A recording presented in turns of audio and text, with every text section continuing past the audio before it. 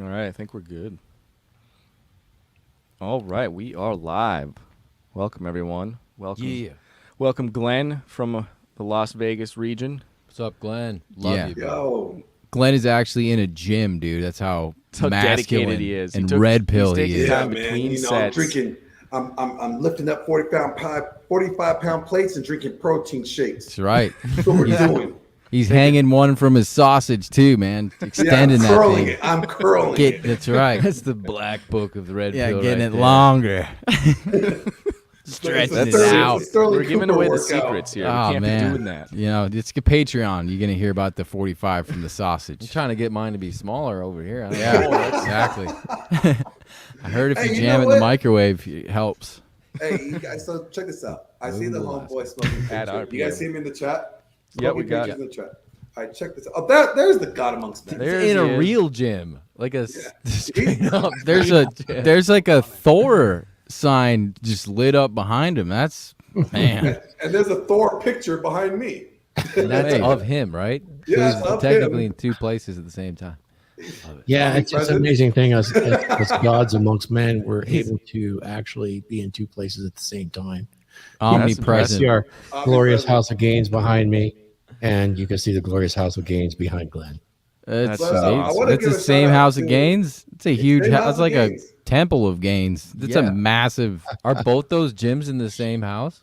It is It's- exactly the same gym, the same but gym. you know, because different time and corners of the space is gym. multidimensional, we could be in the same spot at the same time. That is sick. I want to give a shout out to Smoking Patriot. So what we have, you guys, he's in the chat. What we did was he opened up a Discord for guys like us. So Oh, sweet. we're gonna collaborate, and I'm gonna pull you. You guys I know you guys have your Iron Disciples group. I would love for you guys to connect with him on Twitter because we're gonna be doing like little like things for guys in our space that are come from our background but not in church that want to have like a good conversation about real topics. You This is know a what I'm great saying? idea. Smoking Yeah. Patriot. So What's smoke, up? you guys hit him up for sure. He's the homie. Yeah, and Smoking Patriot, check us. We have a Discord in our link tree. too. Yeah. So we're trying to make that more active now because I know there's a lot of guys that want to chat offline and not just leave comments. So Yeah, And man. you guys, Check it out. we have to have our pagan friend here. They can't leave him lonely. Like we love him. Dude, I was a pagan for a long time. I was worshiping guitars and heavy metal. It was great. Thor is all about throwing thunder. I heard thunderous guitar riffs, a lot of Hell yeah, overlap. that's how we do it. Yeah, right? Glenn is a son of Thor. Let's just put it that way. And the other son of Thor actually made all that music on our intros. He Yeah. is actually the guitarist. He plays every one of those instruments and created it for. That's cool. The name of that song that's the intro to the Dragon Ship is R.P. Thor's Blood for Valhalla. Blood for Valhalla. No, he's yeah. It's not for no reason we call guitars axes, Exactly. That's right. But see, what we didn't we? So I think like what two of us actually played in a church band, right? Yeah, you guys Oh, both did. yeah. Yeah, I play bass. You play bass, right? I played drums and John played guitar, so we technically Oh, we okay. can start a band. We right can now. start a Yeah. band. Yeah. Technically. You guys yeah. are brothers, correct? The sir. twins. Yeah. And you play guitar and you play drums? I used to in church. Now I mainly sing and program the drums. I don't actually get behind a kit and get to have the whole experience kinetically. I just kind of program and Joe's a sick drummer, and I was always jealous because he hooked up the double bass. He brings double bass kicks to the church, and everybody's like, "What are you doing?" They take the single kick off and be like, "We're having heavy metal worship tonight." And he'd be like, he'd undo his hair and he'd get to do the windmill, and I'm sitting there with my V. I'd be like, looks like he's having such a good time, man. That's And having the so electric much drums, fun. dude. Dude, I it's changed fun. the presets on the Roland kit to like my own metal settings. It was awesome. Yeah. It was Instead of how a tambourine, it's like ironic hi that hats. is. Yeah. Now, you Good guys are a little times. bit younger than my sons. I'm in my 60s, so my son's same as Glenn's age and before, but two of my sons, the oldest and the youngest, formed their own band. The oldest was the guitarist, and the youngest was the drummer, and he was absolutely instrumental in those double bass drums, and they did some amazing things. He fell off later, but my oldest son went to MI and taught shred for 4 years at MI. Oh, Hollywood. No dude. kidding. Yeah, dude. he lives in Hollywood now. He's a professional musician. Congrats. That's awesome. Making money on music is like finding the unicorn horn. Well, you know, the it's funny thing is, he's a hired gun, so hard. he did a lot of touring, and he made money with that. But he struck a few songs on that you guys might recognize, at least one that you might recognize if you've ever listened to metal, and it was called "Die MF or Die," and it hit By the Dope. big. Yeah, that's the dope song. No, it's the same No? title, but it was hit on. It's almost as popular, but not the Dope one. It came out before Dope, Okay. and Okay. it hit the workout playlist. It's his band was called PDP. He wrote all of it and did the whole thing. But he actually was able to make like upwards of $300 a month because That's a awesome. million views a month. You know, That's so cool. Wow. You know, like Stranger Things Yeah. came out, and that chick who sang that old 80s song, like her stuff went straight to the top just because of that one little clip. that's it. And well, they played it 500 times. So, Yep, I and mean- she released her music in the 80s, so back then you could make royalty money off of one right. hit. So she really scored. Nowadays, good luck with that. You, And see, that's what Same drove him to ballgame. the next step, which is now he produces and then he plays all the instruments for those folks that want to be out in front. Because as the producer and he songwrites, and then he signs some of those rights away, but he keeps enough. So that Yeah. whatever hits, he gets to draw money, and that's where the real money's at. Yeah. Yep, getting on those tracks, doing that production work. Yeah. That's right. Well, congrats to your sons, man. I love hearing Yeah, about we the should fellow hook up, musicians. dude. Yeah. I'd love to hook Dude, we up should metal brothers, dude. Yeah. I'd love to. That'd be But awesome. dearly beloved, we're gathered here today because Mike has some questions. Some Go ahead, Mike. questions. Take it away. By the way, nice to meet you guys. Yes. Likewise. Definitely. Thank you. Likewise. Thanks for jumping on. I'm sure we'll have a fun conversation here. Always. Do you think we should start with that comment, Glenn? I think we should. I think it's a good one because, I mean, it really goes right up Thor's alley. Law? So this was off of a video that I cut from Rolo's podcast that we did, titled "Is Virginity Untenable Today?" And so this one of our followers commented this. He said, probably going to get a lot of pushback for this, but oh well. If we can't talk openly about the Word of God, then what are we doing? Technically, Rolo's right. There's no such thing as fornication in the New Testament. The word used is porneia, which we get our word for porn, and porneia is a feminine noun. This is important because it's referring to the woman, not the man. Porneia, by definition, is harlotry, adultery, incest, or sex with animals committed by a woman. The word pornos is used a couple of times, a masculine noun, which by definition is a man whore or male prostitute. Funny enough, we've all interpreted the word fornication as sex outside of marriage, but that's not even the real definition. Fornication comes from the Latin fornix, genitive fornicis, or otherwise known as brothel, originally arch, vaulted chamber, a vaulted opening, a covered way. Probably from a source akin to fornis, which is a brick oven or arched or domed shape. The sense extension in Latin is perhaps because Roman prostitutes commonly solicited from under the arches of certain buildings. So even our word fornication is referring to prostitution as well. But this is only if you want to get, quote, technical about it. Not all can accept this. So here's my input on that real quick. Is historically they didn't have HD Pornhub back in like 2,000 years ago. Exactly. Okay, and majority of those whole like male female, like there were some male prostitutes. I can guarantee the male prostitutes were getting banged by dudes. Okay? Yeah, so let's dude, just get that out of the way. Human then- nature is going to be human nature. Yeah, it's the guys that are doing it. So like the idea is, the concept is like, would they have? What would porn? It's just not that you can't like take Pornhub and throw it back 3,000 years ago and be like, yeah, all they had were prostitutes back then. They didn't have Pornhub, and if they probably did, they probably wouldn't have just watched Pornhub instead of spending money to see a prostitute. A lot of them would. Yeah. No, You you're still have prostitutes so true. today, and they're probably way better than those old ones used to be. So I mean, Yeah. You And guys I do think realize like they another had their- thing. They had their versions, though. right?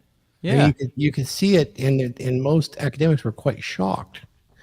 And they think it actually goes back to the Greeks as well, but not just them, other civilizations. But when they uncovered Mount Vesuvius and Herculaneum, they found the perfectly preserved ancient Roman cities right there around the turn of the first century, and they had murals with explicit sex acts all over them, and they had some viewing areas for audiences that would witness a performance, shall we speak, in the Some adult. eyes wide shut shit, man. Well, there were performances that were supposed to be adult entertainment, and they actually saw it right there.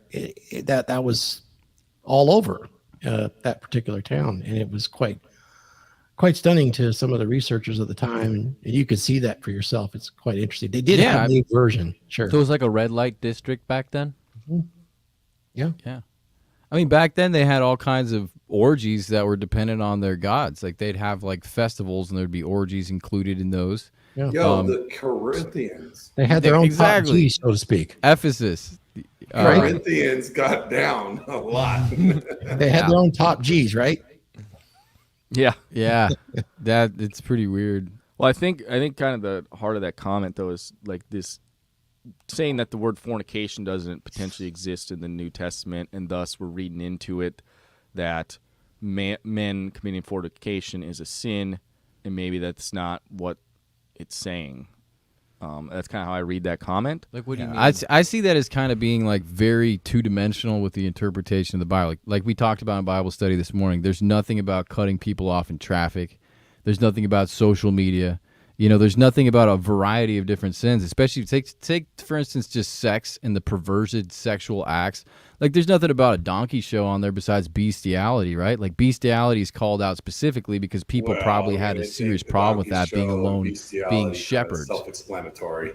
It's not Right. kind of self-explanatory. But it's still included, you know, but other things like masturbation, say, which are harder topics for the church to answer, are not. Which seem to be like the more common. You'd think that they would address the more common problems They might have than been like common bestiality. back Than the yeah, right. then. They might have been common back then. So They You know, didn't have maybe funny, it was. like- Pornhub, so maybe all they had was a sheep out. Well, I was saying if you're a shepherd out there for months, them sheep maybe start to get to look pretty good. Maybe that's what I the mean, problem was. especially after you just prune them, you know, they just cut down their fur. You're like, man, that kind of. Yep. Dude, I heard chlamydia was passed on by European guys banging, you know, their I sheep. think he means syphilis. Or syphilis or chlamydia. One of Syphilis, the I two. think. You know what's Syphilis. funny is like, you know, Wow. the word adultery from a biblical standpoint, right? This is where it's going to piss off a lot of women, right? In our modern English dictionary, adultery is gender neutral term, but in the Bible, it's not. In the Bible, both in the Hebrew Old Testament and the Greek New Testament, always has centered a married woman. A man sleeping with a married woman, yeah. Yeah, in its most literal form, the only way adultery occurs is when a married woman has sex with a man other than her husband. And they would both be committing adultery, right? The man. Yep, and that's that why they woman in both they both would get stoned. That's why when we see in Matthew, right, when Jesus said, "He who without sin, go ahead and cast the first stone," because the dude was among the guys that were going to get stoned this chick. If you think about it, you know. Yeah, could be. So And it doesn't like- matter if they're married or not, the dude. Just matters if the chick is married. Exactly. And so a guy, that's why women can never divorce their husbands for adultery. Only a man can send his wife off on the divorce note because the hardness of his heart if she commits adultery, sexual immorality, right? So it was never adultery when a guy would go out and get another woman, even if he was married, as long as she was not married. It was whoremongering. But if he would wife her, and they did polygamy, or is it polygamy or poly? Polygamy. Yeah. And he brings her on to his wife. That's It was okay. So whoremongering, what would be the Greek term for that? Was that porneia? It would fall under. I want to say it would fall under porneia, Yeah. or the masculine version of it. Yeah, because the other thing is like they have the context of that verse in Exodus, which basically says it seems very evident to me in the Old Testament that if a man sleeps with a woman, they're like you're supposed to marry him. Like if you take the virginity of a woman, it says you're supposed to marry him. And Old Testament? Yeah. So that if the Jews that Jesus is talking to at that time has that context that they already know, like I would think, like What if she's not a virgin? That's what I was gonna say. What if she's not a virgin? You don't have to marry her, right? It technically probably It's a prostitute at that point because like, you Exactly. think about it from this way. It's like virgins are the ones who got married because she's a virgin. You've taken her marriage from possibly happening Yeah. in the future. She's not going to get married. She's a hoe. So Yeah. like she's never going to get married. So you've done her grave injustice. Yeah. Yeah, that's Yeah. why. That's why if you rape was such a capital punishment death back then, and still is today, you know, because you have you devalued her. Yeah. Only Her essence value? for you took away her value. Her purity. You stole her purity, which what makes her marketable among in marriageable material. Like even guys now, they still want the virgin. That's exactly right. Yeah. Or lower body count. It all Yeah. coincides. Well, Yeah. unless you're Mike, no, you want a virgin. Well, Yeah. yeah, I agree. I And mean, she's well, willing to wait for 6 to 10 years because every cell in her body replaces itself. So essentially, technically, you're getting a virgin Yeah, but it's a for 6 years of abstinence. Hey, I've never heard that route because now maybe Technically, those it's girls can true. claim it. yeah. Well, I think it's the sexual act in and of itself, the consummation act. Like Yeah. it's the spiritual thing, and I think it bonds the person spiritually too. You know, that's why pornography is so harmful because the people are engaging in acts two-dimensionally that it's actually bonding them. It's like a sexual sin against yourself. And people don't recognize how bad that is until they realize, because you're paying out your purity. You know, it's like every time you do this, your purity is being compromised. And that like searing of the conscience that the Bible talks about begins to occur. And in Proverbs, it says a way will seem right to a man. And so like you enter into a discussion with them and it's like you've paid out your purity, your conscience is seared. You're never going to understand what that purity was. The innocence is lost. And so it's like a weird conversation. That's what I hear in this guy, you know, the question that he just asked is it's like you have to read the Word of God with what it's trying to express. It's not a list of rules, you know, one after the other, indicating what sin or wrongdoing is. It's trying to give you a conscience attached to the Holy Spirit so you can distinguish and discern what sexual immorality is, right? Well, Even isn't that down to where like impure thoughts. understanding hermeneutics comes in? You know, Yeah. like really understanding hermeneutics. That's where it's important because then you understand what they were saying to the first century Jew, Yeah. right? And then how we could apply that and across this theological bridge. But let me. I'm gonna punt this over to the pagan here because I love my pagan father, and ask him this: like from a scientific standpoint, pornography is detrimental to men. And Yeah. please explain, sir. Why is pornography bad for men? Yes, Are you talking about the men that are in it or the men that are watching it? men that'll consume it. Okay, Well, the probably men that- both. Well, Well, it's- I mean, I'm sure it's best basically for both, boils- but, you know, it, mainly it boils focus down to the fact that it essentially is just a sedation, and a man's sex drive is all consuming. It's nature. It's exactly how God gave it to us on purpose. It's always there. Men want to have sex, and so if they can't have sex all the time, and one of those drives is a link to visual pleasure. We see it, we get aroused, and of course, with arousal, we want to complete the act or consummate the act. So it can become an inebriation. It can be all consuming because it's easy, it's quick, you get the dopamine hit. It's just like, essentially, it's the same thing as what we get with gambling or a video game. Mhm. That's where the harm lies, essentially. Do you think it causes men to devalue that experience then? From What do you mean? like so they're just like choking their chicken, right? Do you And value you the know, experience of masturbating? I know of women. No, I don't really think so. Do you think it makes them look at them less humanistic? Yeah, Objectifying. overall, well, Yeah. men are going to look at women objectively no matter what. It doesn't really matter. We can say all that we don't, but our actions say that we do. We're built to do that. Yeah. Even my Christian brothers do it a lot. So But it's objectification in addition to love making, or in addition. So the objectification part isn't the only component within it. I think when we strip it down and make it only objectification, sort of a self-centered act, then the luster and the true beauty of the act, like the core of it, is lost. And then it becomes something as base as gambling, or you can relate the dopamine hit and everything else that's supposed to go along with lovemaking in a committed relationship is gone. It's just like that was the part that validated the action. You know, so we objectify in the way that I see my wife is very beautiful, and I like certain parts about her body, and I like to, you know, sex is supposed to be a dance. It's like, you know, there's movement in it. It's something that's very, it's very alive. You know, there's movement, dude. So like, there's of course going to be that objectifying, but it's not just that. You know, it's the love, it's the understanding, it's the consummation, that spiritual thing. That's where I feel bad for the younger guys who have been so destroyed by porn, is that is what's harder to understand after you've conditioned yourself time after time after time to have that expectation of a pornography sort of orgasm versus, you know, the orgasm you'll get with a wife that you care for deeply, that you see as sort of an extension of yourself. That's a completely different domain of euphoria and excitement and enjoyment, and ultimately it's just the highest version of it. You know, it's kind of like purity is, you know, I think it also like robs guys, and I think Thor will get this one too. Like, but pornography robs guys of learning aftercare. Well, yeah, of course it does. I mean, So that in you and don't have of you don't itself, know any Learning what? aftercare. aftercare. aftercare. Mhm. Like with that woman, like even if it's your wife, right? You still provide her some sort of aftercare. Oh, aftercare. Yeah. Yeah, aftercare.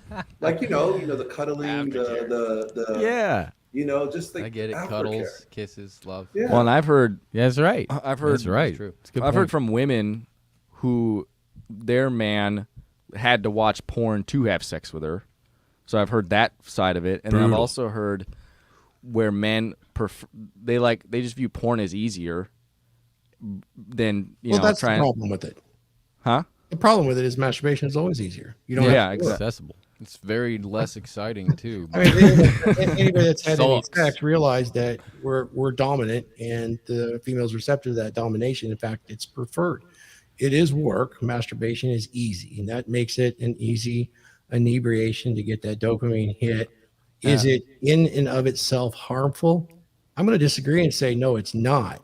And I would never outlaw it because I'm a libertarian. I don't think that's correct. Right. However, Yeah. I think the Line problem the is jacket. actually far worse than porn. I think it's the fact that we don't really take our men and raise them so that they are, you know, dominantly masculinely present in every aspect of their life, so they understand how to interact with women, how to create success in their life from an early age, how to be self-sufficient, how to be prepared, and what dangers there are in the world as far as, you know, sedating yourself. There's sedations offered to you all around. That's the easy path.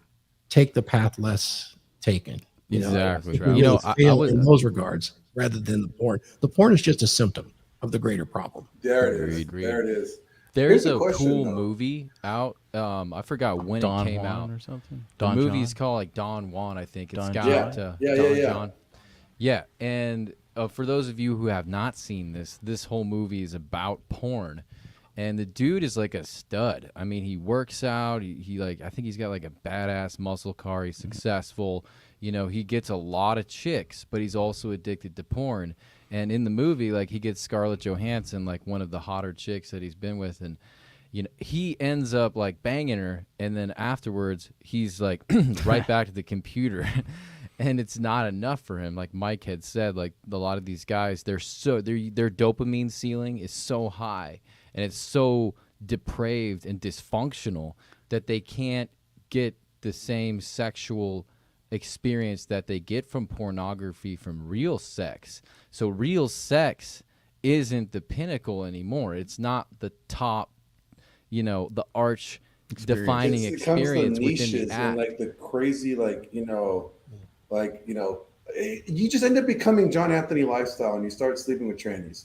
You know Yeah. what I mean? Like, Oh yeah, like, you start seriously. sleeping with trans with like limbs that are missing, and you're like, Go to the this- exotics. I Go want to a really one-legged exotic. tranny. There is that like, just aspect of that. hopping around. There is Yeah. the aspect of that with certain personalities, regardless of the vice, is to more. Yeah, and usually more pervert. When we say more for the listeners, it's more and more perverted, perversion. like getting Like, yeah, closer and more closer to the crazy. donkey show. You know, that's like where you're going.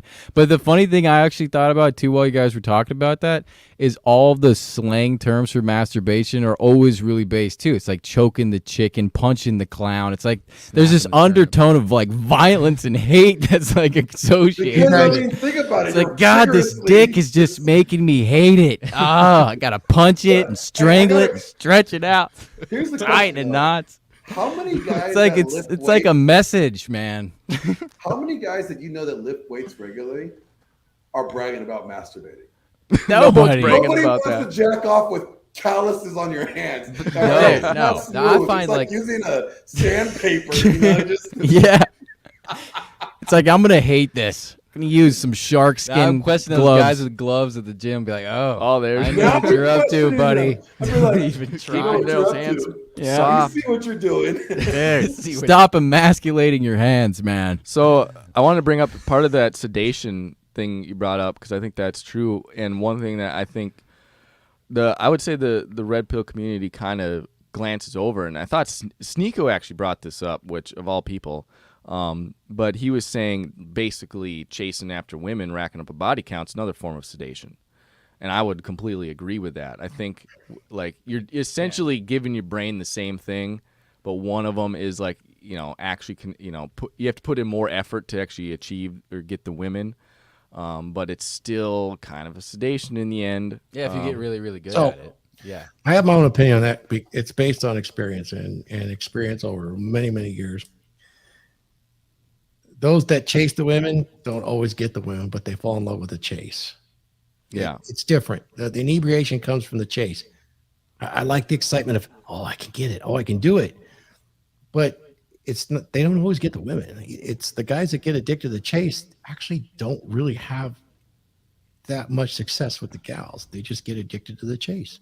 That's why you hear a lot of guys say, stop chasing women and strive for the excellence. You've heard that before, and that's partly true. But yeah, that chase is kind of an adrenaline excitement, and that becomes the inebriation more so than the one very, very few men can play in the arena where they get to experience, pickup culture Pickup where- artists. not even the pickup culture, the hookup culture. We've actually done some work on that. It looks like around 4.7% of men can actually do that very easily because they have the traits and the behaviors that actually Sounds about the same percentage of psychopaths out there. there is some psychopathy that goes with those traits that women find very, very attractive because you would need those traits in our past in order to be successful and to have successful survival skills, because we really only have two drives that the universe has granted us, which is survive and procreate. Everything stems from that. So whatever works, nature would use. And then, being spiritual, believing in a greater creator would give us an overlay on how we should live our lives so we have more efficiency in doing that. At Right. least that's how I look We at it. Yeah. we had Very good. one guy's in our group. He moved away somewhat recently, but we have his kind of testimony on our podcast, and he talked about because he racked up quite the body count and went through. He was tall, dark, handsome type dude, really good with the ladies, and he had this sick like. How did he describe it? It was like he enjoyed making the girl fall in love with him when he had no feelings for her. Like he got his thrill was literally that Oh, he part. was a Yeah. Tate. First step into being a psychopath. And He was an Andrew Tate. No, I'm yeah, kidding. like he obviously does not. He hates to look back on himself in that way, but that's what he realized. Like that's what he was doing, and that's the chase he was after. But I mean, like the chase doesn't end. Like this is something people say marriage is hard, and people's like boners start to go down and down and down and down, because it's like, yeah, the chase after you bet a woman and she's kind of committed to you, loves you, you can sense it. If that ends for you there, then you've obviously not selected. You've been insincere with yourself, so you're like starting to pervert your own conscience by saying, I'm going to give this woman my time enough to try and chase her. So you're turning it into a game when it's really a huge part of your life. It's like turning breathing into a game or something like that. That's how serious it is. So your chase should continue with your wife as you pursue her and she pursues you. That's where the really interesting part is. I don't think it's talked enough about because there's not enough healthy marriages out there, so they can't market it appropriately because everybody's just talking about divorce and how horrible things are. But the truth is the chase shouldn't end once you bet a woman. That's where the excitement starts to burgeon and you actually get to know the person. I mean, Well, you that's know where what's the funny? exchange and the investment begins, because the sexual act is only qualified these days by how handsome and or beautiful the woman is. Like, that's the qualifying, like, oh, I really scored a 10 or whatever like that, which is fine. I get that part of it. But then the other qualifying factor is the depth of communication you guys have. And it sounds like, warm, fuzzy feeling stuff, but that's exactly what sex is supposed to do. And if you don't ever open that door and you allow it to be that carnal sort of, is she a 10? Is he a 10? The chase, so to speak, as far as all of that, excitement in the beginning, the chase continues. It really does. It keeps going, but people don't talk about it enough, so there's nothing to look forward to. So we're not painting the full picture with regard to the chase, because your wife is not something you'll ever possess. You look after her, you care for her. It's something of a responsibility. She's your best friend too. Like, there's so much more going on there What than was that that you won't possessive act. possess? I'm sorry, I missed that. Something You said about you won't possess? ever possess your wife, and I was gonna punt this down to you, Thor, because Thor's been married for over 30 plus years. You know what I'm saying? Like, he knows about this marriage game stuff. You know what I'm saying? Like, we did a podcast not too long ago, said like what it was last Saturday, right? Marriage game is boss level game. Yeah. Like, and look, I don't care if you could get a girl anybody could get a girl to sleep with them. All right. Whether you look good, you can convince them, you can manipulate them, or you can pay for them. Either way, there's not many ways that you cannot get a girl to sleep with you. There's many tools. But can you get a girl to want to sleep with you for the rest of your life? There you go. The rest of her life. Can Yeah. you get her to want to be your, we're going to say it, Thor, saint in the streets and sinner in the streets? What Saint in the in the sheets? Yep. Yes. No. What was it? What was it again? It's a hoe in the streets. Or No. We made a new one. Oh, We got a new one. it's a hoe in the sheets and a saint in the street. streets. And Yeah. that's why she's never a sinner at dinner. That's right. Yeah, I love that. But like, here's the My thing, way though: in it's the like it takes guys like Thor, who has made a 30-year marriage a beautiful thing. I mean, I see pictures of his grandkids, on the fridge. I see this beautiful legacy. Are you bringing up my F trophies? I'm bringing up all your F trophies, but like, Yeah. but it's like, he has this beautiful legacy here. Rollo has a beautiful legacy, and people say like, well, the red pill doesn't talk about it. No, we do talk about it. We do talk about it. Jedi in the sheets. Yes. A street Sith sit in in the the sheets. That's what I'm talking about. There There is a component to that for sure. The Hold chase on, doesn't end real when you quick. get I married. want- I think that's the biggest problem that I think the West faces, and it's even in Christian cultures, is that when you get married, you pulled the brass ring off of the merry-go-round and you're done. The ride's over. I mean, you did it, right? I did everything right. I got the brass ring. And when we do that, one of the big problems I see is we tend to worship at the altar of the woman when we do that. Happy wife, happy life syndrome, which is absolutely wrong. You guys realize, if you've been around long enough, that came around in the 70s. It was originally a joke, but it wasn't. It was planned. Glenn's found some stuff. The hippie It stuff. comes from what used to be said is it was find a good wife, have a great life. So it's more about screening, but it got reversed on us, and it really became detrimental. that comes out from a Proverbs, like, Mm-hmm. he who finds a good wife Mm-hmm. finds a good thing, Right. right? A good wife is a jewel on her husband's crown, but a bad wife is cancer to the bones. Like, Yeah. it's biblical. I But do what I wanted to get at is, like, people in the space think that, oh, we don't talk about relationships. We don't talk about how great relationships. We do.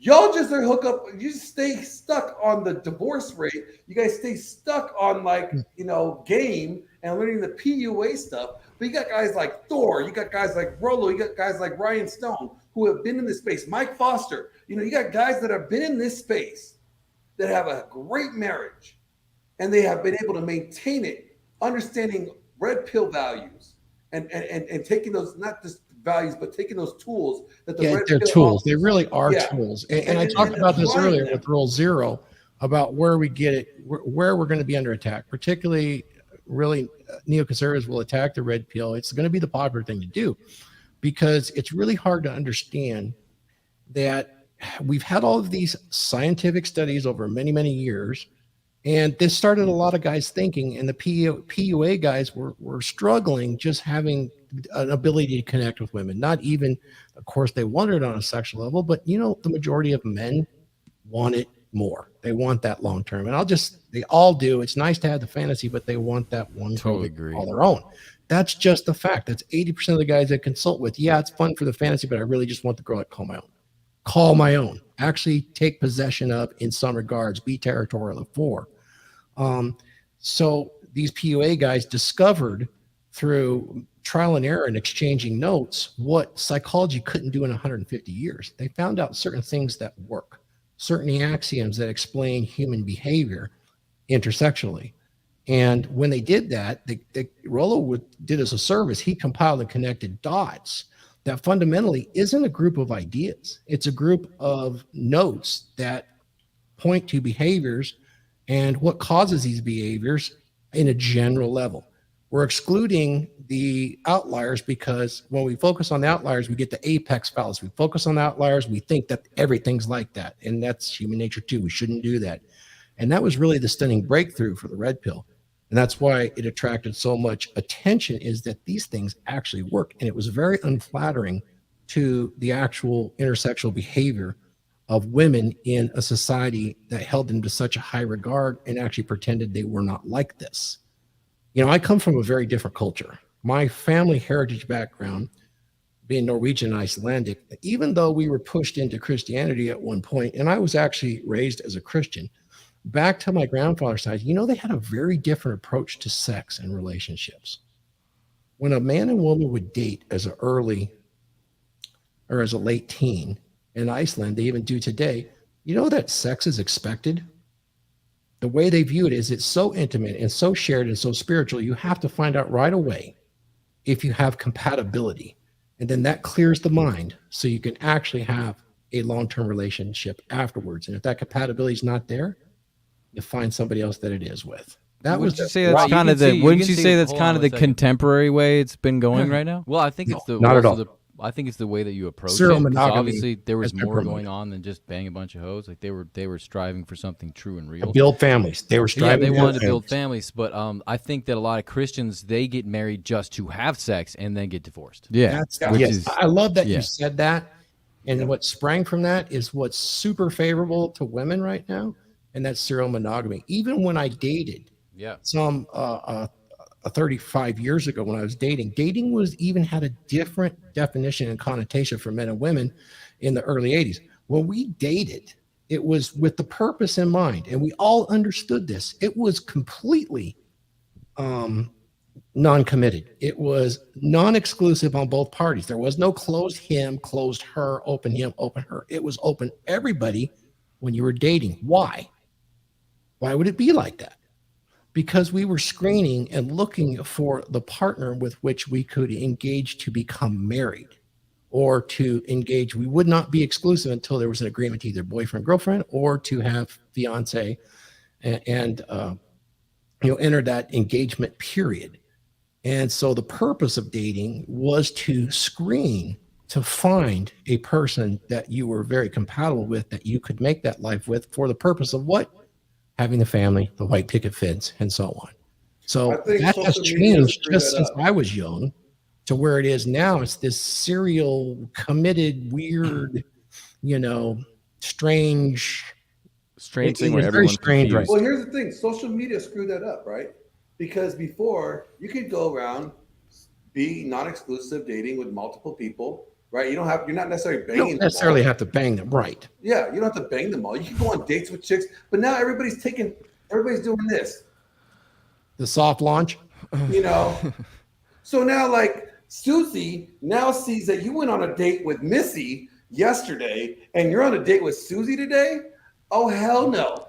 Right? She wants you to get committed. Are you serious with me? And then now everybody's getting Facebook official, right? They want the relationship status on their Facebook, right? Why is that you change your status on their Facebook yet? So are we not really dating? Like, you know what I'm saying? Like, everything is, I blame social media. Well, and I Screw you, think Mark dating Zuckerberg. Screw you. in my research on like how courting used to work, that's how it was. Yes, like sir. it was non-exclusive, And it was generally, I think, of the mindset like you're not making deep emotional connections with these people, you're just screening them. And that's how most of, frankly, I think planet Earth still works besides Western culture. Yeah. Like I don't know if you've heard. I'm trying to think what is Martine's Instagram now? Martine? Yeah, I think it's Femininity and Freedom or something.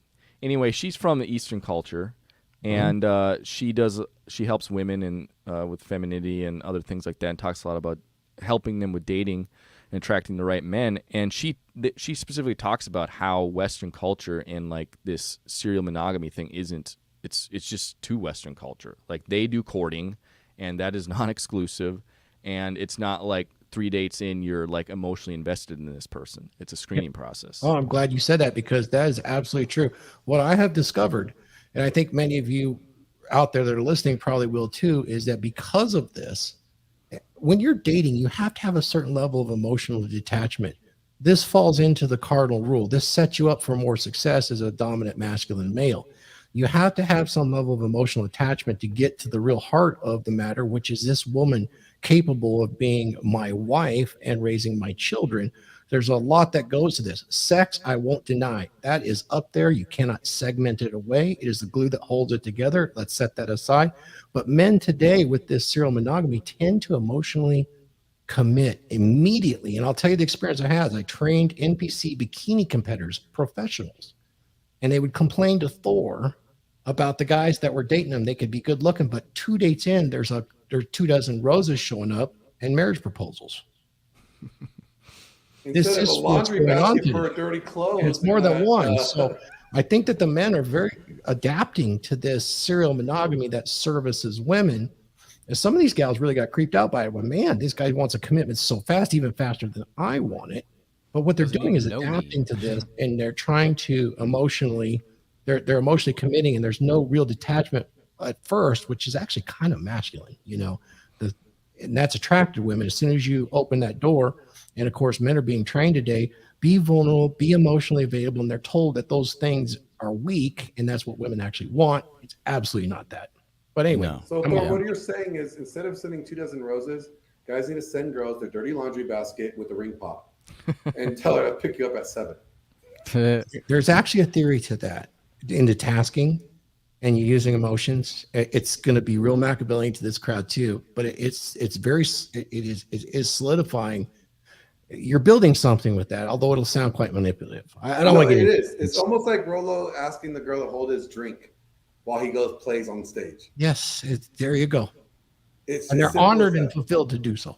Exactly. They feel like it's a privilege for them.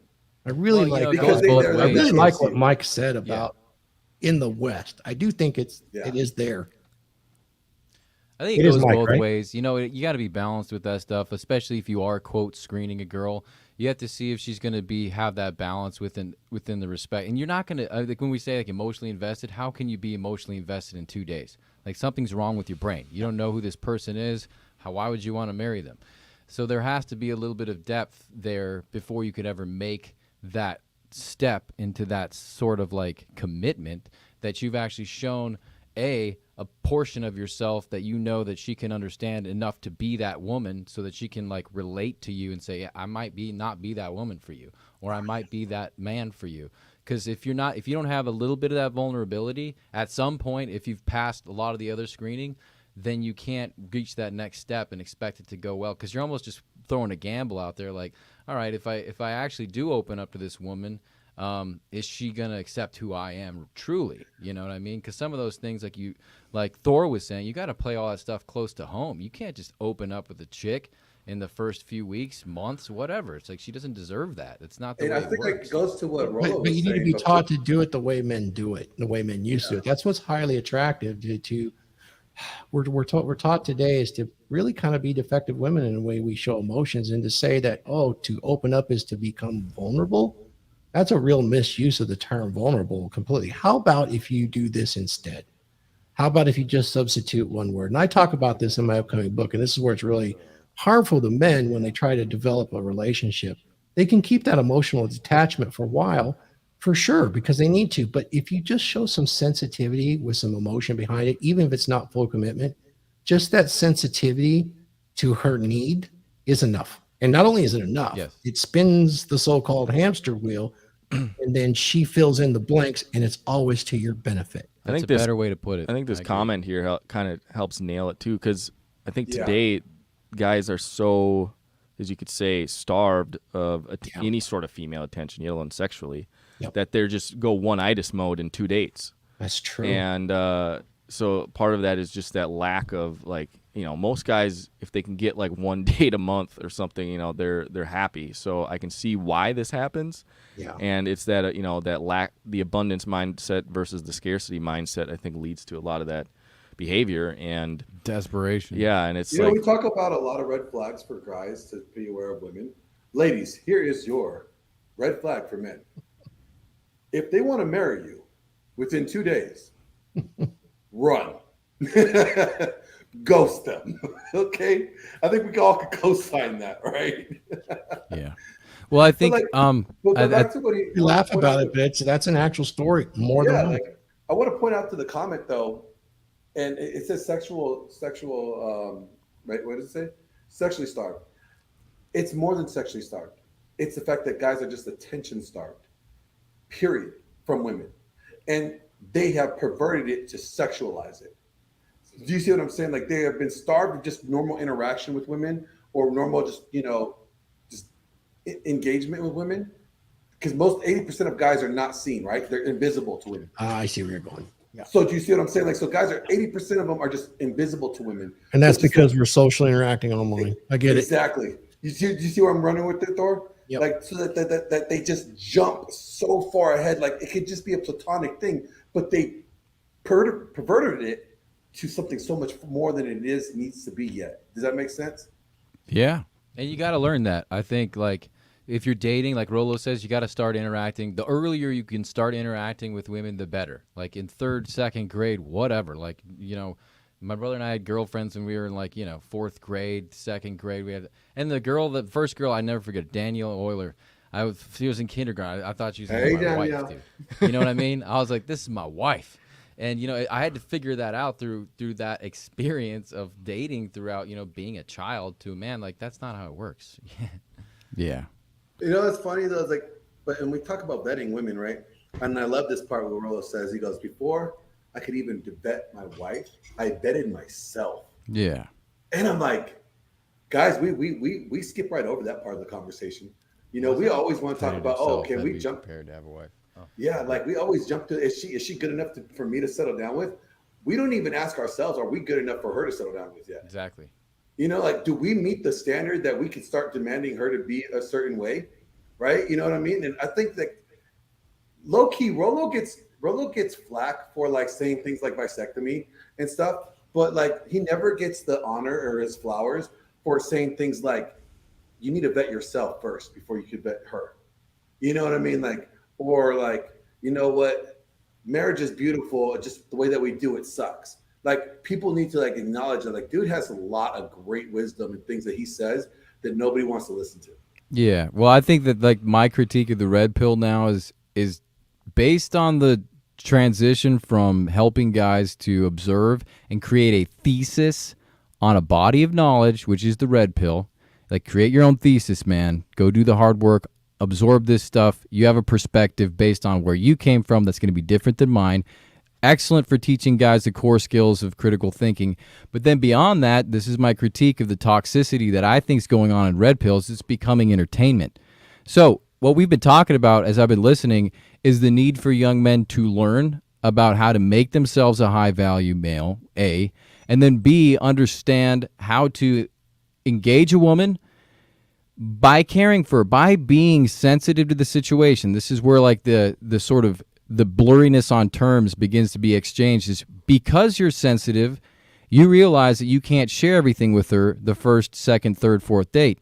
Because you're sensitive to humanity, you understand the wife, you understand the husband, you've been educated to the point where this information is earned, and it's being, through the screening process, the word you guys like to use, that relationship is growing, and with the relationship comes trust growing, comes respect growing, comes these virtue signals that come in and say, yes, it's okay to do this. Now, the toxicity that I see is with the younger guys, they've been rejected by females. They've had no education with how to approach them, so they're content to watch the big titty bitches, be turned into idiots when what they really need to be seeing are high value relationships like Thor's, Rolo's. They need to see the interaction between the man and the woman because they didn't get that in the home. Their family life probably was destroyed for one reason or another. They didn't have the representation of the communication that they need to see between a healthy wife and husband. They need to interview the women who understand how to interact with a man. They need less of that sort of leisurely, like somebody patting you on the back saying, it's okay, dude, you're a loser. It's and it's all these women's fault, but you're still kind of a loser. Because that's what the entertainment's doing. It's not giving them the tools to get to the education part's it's not as fun. You can't have the fun podcast where people are, actually kind of deep diving on what a relationship is. It's not as entertaining, but that's what Red Pill has to sort of transcend into. Hey, we still want to include those. You guys can marry those big titty women, all right? Those big titty I'm not saying you can't. All right, There's nothing wrong with that. By no means. I love big titty. I think every man I does. think everybody loves titties here, okay? No. We're all pro titties. No. Oh boy. I have the a fresh and question for fit you girls. guys. If you guys want to have some fun with it, since we're talking about long-term relationships, sex, compatibility, chasing women, are any of you guys married? I'm married. Excellent. Yep. How long? Well, covenantally for about 4 years. I signed paperwork about 7 months ago. So November 4th. Yeah. A covenant marriage is perfectly fine. I call it a ceremonial marriage. I wrote the vows for me and my wife. I wrote hers and I wrote mine. As the dominant masculine man that I am, and her entering my frame, I took care of it start to finish. And she accepted it, and it's worked really well. But what I was going to ask you guys, especially the single guys out there, I assume that you would like to have a good long-term relationship too.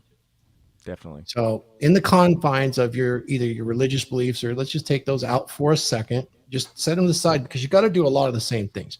You have to enter a screening process, right? You must be able to date and screen. I think where a lot of guys that I end up consulting later on, they screen for red flags, right? Is that what we do? We call them red flags. And once they get past enough red flags, and there's a couple of yellow ones, they stop. It's over. That usually happens during the honeymoon phase. Would you guys agree with that? You mean they end it? You mean they end it once they find those red flags? Or if there's not very many of them and they look past them, that they stop their screening process. Okay, yep. Oh, I totally like agree. they stop looking for them? Yeah. The major ones, she doesn't hit, good to go, right? Everything else is. Yeah, she's not going to Lorena Bob with me. Great. Now, I would say there's actually a more important process that occurs some 6 to 18 months into a relationship, because there is a honeymoon phase. You guys are aware that when you're actually starting to develop those emotional feelings, that you have a lot of brain chemistry. Yeah, you're all Twitter-pated on drugs. Yep. Heroin. You're actually inebriated into this relationship by your own body and your own emotions to overlook those by nature. Mm-hmm. That's why you got to be sensitive, right? That's why you have to be. That's why you have to be a vulnerable Sally. So I'm curious. I actually have a brief list, because I do a complete lecture series on this. And I call them added values. You're really looking for added values, but you're also looking for liabilities. And I bet you guys have a lot of these already, but I like to look at these because when she has this honeymoon phase too, and she can put up this front because the ring's her goal. And I think this is really applied to folks that are kind of spiritual and looked at having marriage. And I'll just read a couple of them to you and see if you agree, and then you guys can tell me if I missed anything. I do these simple questionnaires, like, does she actually seem happy to see you when she sees you?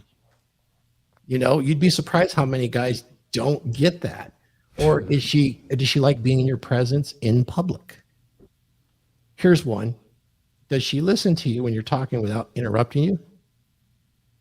And then one that goes with that, on top of that, is after the honeymoon phase. Does she ever interrupt? This is one of the added liabilities. Does she ever interrupt you to correct your speech in front of others? You guys ever been around couples that do that? Things like I was that? raised in a Latin family. It was a normal way of life. It's not healthy. No, mijo, no, And no. then, Yeah. and then here's one that'll fit you guys. Is she polite and have manners? Or is she loud and obnoxious? One of either side, you know. These are just some of the things maybe your listeners have or have not thought about. Does she do things with genuine desire to please you and that thereby pleases herself? Yes. That's an important one. And is she proud of you to be attached with you both publicly and privately? Does she surprise you with acts of kindness? Those are things that guys will overlook. She may never have done that before, but she's nice and she touches my pee-pee, you know. So Makes a dude strange things. yeah, exactly. And then does she try to be feminine? You'd be surprised, you know. And does she believe in self-care? Does she work out, eat correctly, all those sort of things? It's Yeah, just we agree. normal stuff. Or is she a hoarder? Is she unorganized in her life? A lot Yeah. of guys will overlook that. And if she's unorganized in her life, what's going on here? And spiritually too. Mm-hmm. Right? No, I agree. Those are fantastic points.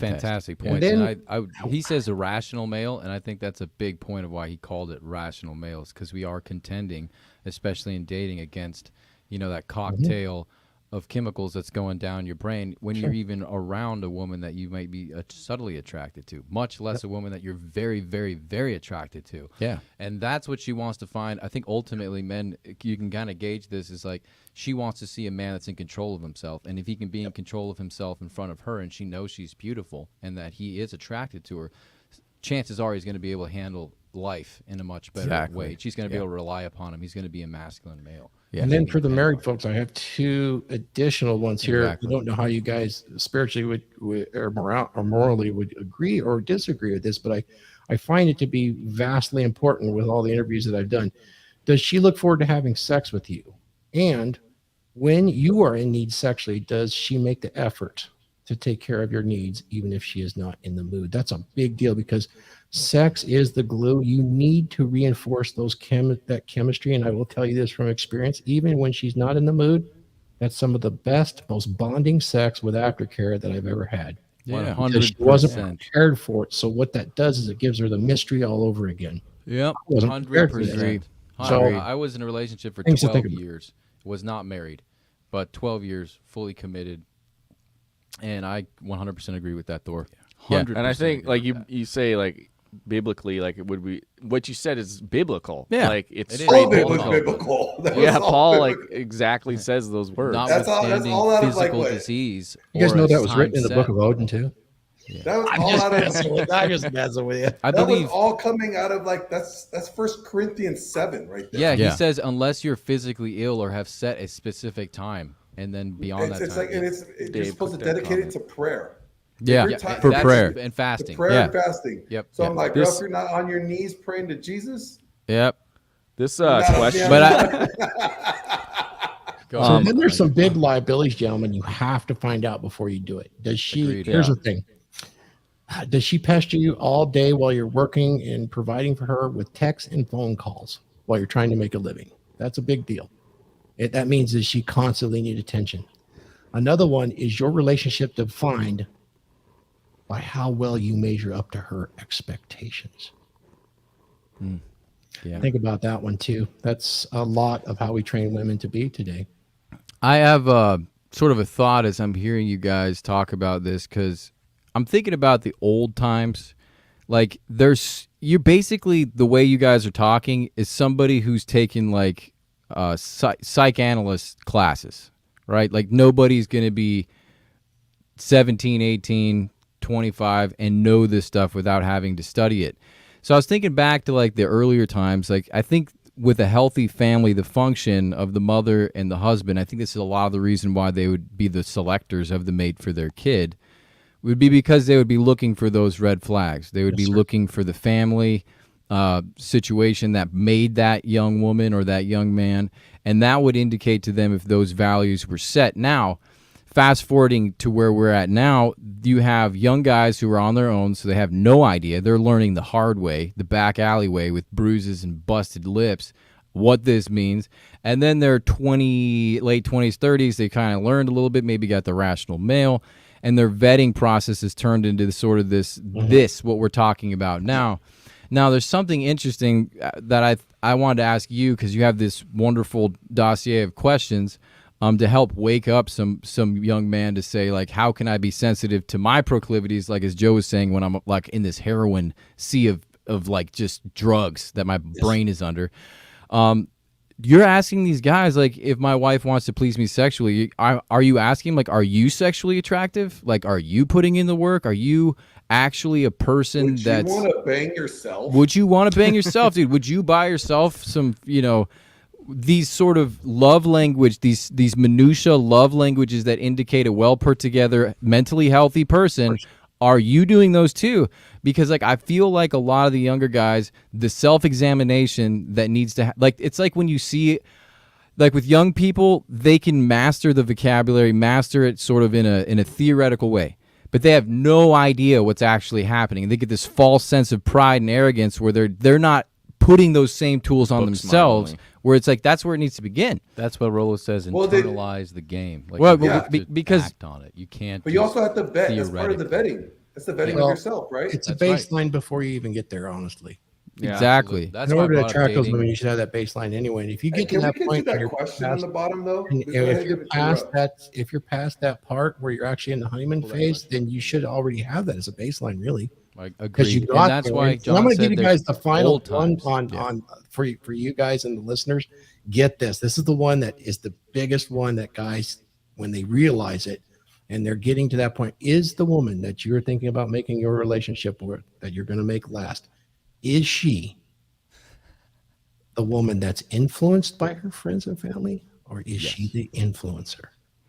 But I mean, we have to be fair about statements like that, because go? I mean, we have to be fair, because like you want a woman who's able to take instruction from other resources other than herself, other than she's like a megalomaniac. Like if she has a healthy family or healthy, like a good set of friends, right? Then like I rely on my brothers to sort of give me good ideas, and I rely on them to call me out. Is the crazy, mother-in-law where like Is you're not able does to she lead have the marriage, hive mind, and or does she she's lead the hive? taking all that's the where it advice is. from. I know that's what he's saying, but what I'm saying is like when you hear some of these binary comments, like it's the younger guys might say like, oh, I she get it. listens Yeah, to her there's a mom, middle or ground. she listens to her friend. They get this. That's where I say I don't possess my wife. Like you hear a lot of these guys, and it begins to sound like if it's not in the black, then it's wrong. And it's like, well, you got to listen. If your wife's listening to her mother and there's a healthy relationship here, that's actually a positive thing. That means she's going to listen to you, if it's a healthy relationship. If it's a bad relationship with friends that are using her to go out and use as a wing girl to go get, drinks and stuff, and that's the kind of friendship that she's constantly pandering to, that's a negative, right? But you need that third dimension. Like the responsibility of the autistic one, like you got to measure your autisticness. Like how autistic are you, right? Dude, I love that. Are you like licking paint off the wall autistic, or like are you on the spectrum down here where you're kind of like Steve Urkel where you could function in real life? Like you know what I'm saying? Like, because I mean I hear that all the time. Like, well, guys got to realize, be careful what they say, because people no. There's a responsibility to the consumer here, right? And you got to check your autism at the door, okay? And it's like, Thor's telling you, like, is she one that's influences, or is she influenced? Meaning, when he said, is she one that influences, does that mean, does your woman listen to you and then goes and educates the younger women? Is she the Titus 2 woman? All right. Is your wife going to be the Titus 2 woman, or is she going to be the woman that's going to be influenced? It's very deep. It's a very deep one. You got to think about it again. It means that if she is the influencer, she is her own woman. And I think that's what you actually want. You don't want her to be able to go have coffee clutch and have the latest fad affect her, so she's got to go out in the bag. Yes. That 100%. is a really big deal. Yes. And It's still a girl. It's not a woman. An ability. It's exactly right. In the ability to have a sustainable relationship over time is that she is her own woman. Because friends will come and friends will go. But if you find those gals that are influenced by her small social circle, Agreed. all it takes is one strong personality that reads Eat, Pray, Love, and the sisterhood of the traveling pants club, and now you've got trouble in your house. 100%. That If was she's one- influenceable by the world and not you ultimately, and your relationship once you get married isn't paramount to everything else, then you're set up for destruction. Yeah, and that's a Well, lot of then the that- reason that's a why big I would want a indication that Christian she's not in girl. your frame. I mean, a that's big why I'd want to, indicator. because you bring up frame, right? Like, frame is something that from the get-go, otherwise it becomes like some weird Machiavellian sort of, it kind of gets nasty. But for me, like, as a Christian man, I don't know exactly what I believe. It's an iterative process as Christ pours into me and I pour out and serve others. So with Christ in the room and my wife observing Christ and me observing Christ, then we're allowed to have a frame that's actually being informed by the highest good possible. So I couldn't think of how much of a risk you'd be taking by just taking on a woman and saying if she didn't have any, like, was not acknowledging she was a spirit and a body, at least to some degree. The amount, like, if she's 40, she's never had a spiritual life, then she's 40, then she goes follows a guru, goodbye wife, she's went off the deep end, you have no idea who she is anymore. Her morals and ethical, or that structure was always up for debate your whole life. And so whether if she's in your frame and just kind of being dependent on you, and then she hits 40 and she's like meets one of those guru friends, takes her over, like, where's your insurance? For me, my insurance is Christ with my wife. I know there's a living relationship there that insulates and galvanizes the marriage union, that I can have that. It's a faith-based thing because I know I'm not always able to protect it. If she goes out into a work environment or she gets influenced by people on a podcast or, take your pick, this stuff, there's always people vying for attention, trying to steal your mind, be your thought leader. And they're content to be your thought leader for the rest of your life because they'll make the money on it. Christ is the only one who's going to say, this is a relationship here. I'm not going to take that job over for you. I'm not going to inhibit your critical thinking. I'm not going to inhibit who you truly are meant to be because I made you. And I know you're more than just this. And I'm not going to be able to sort of that's why when I look at the relationships outside of the Christian marriage, how do you maintain that baseline of morals and ethics? How do you do it? It's crazy to me. I don't know how people pull it off. It's actually Hey, good. guys, what's really cool? It's actually Hold on. is doable. I know that it sounds antithetical, but morality is not the exclusive realm of religions. I'll just leave it at that. It can be an extremely good. I mean, spirituality, I'm all for. I love that fact, but it is not exclusive to any one religion. It's part of our human condition is establishing morals, and it gives you a framework to do that. It could be very useful for that, but it's not exclusive to it. Hey, And you it's know what? interesting I wanna- because- can I give a shout out to Doctor Who What Where? We're just a bunch of Confederate, racist, Civil War Pharisees. Pray for us. Pray for us. Okay, we need the Jesus. Pray for us. Thank you. I want to go back to that question that was asked earlier. You want to scroll? Yeah. Wait till marriage if you want. No, this one. Because this is a question we've talked about before a bit, unlike, so you look at, as far as the genuine desire and assessing that as a man who's waiting until marriage because you're not going to get the sexual side of things. So yeah, that's a great question to ask because it is a question mark for a lot of Christian men who are trying to do it that way. I'm like, how do I see this genuine desire Rollo talks about? Oh, yeah, that's tough, man. I think a lot of the time, your desire for like, you talking about like the desire for sex and No, her genuine desire for you. Oh, how do you gauge How that? do you assess that? Yeah, that's why I said like the love for God is such an important thing because the love for God in a lot of ways if somebody's found God, they've had to be humbled hardcore.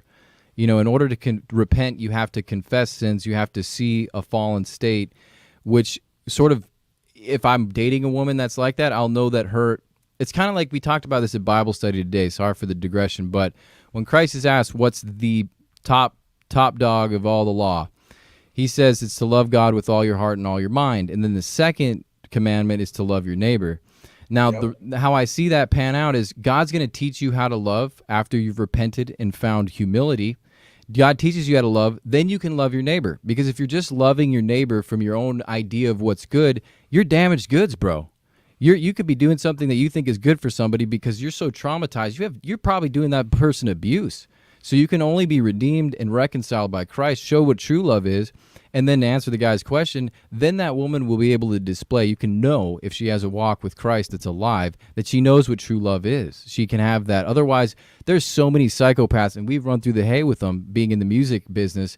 They know how to imitate this stuff very, very well. Like that 4% of like really successful up artists, they're doing that, dude. They do it really well.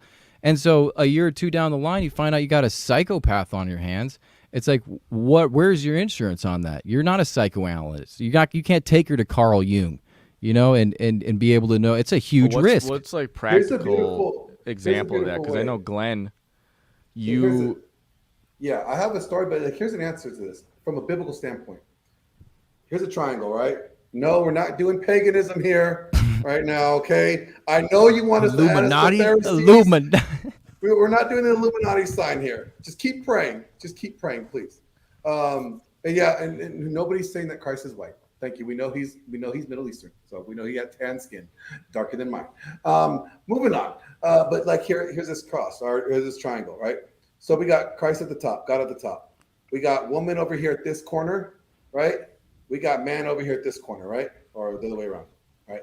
So the closer to Christ, you climb up the pyramid, right?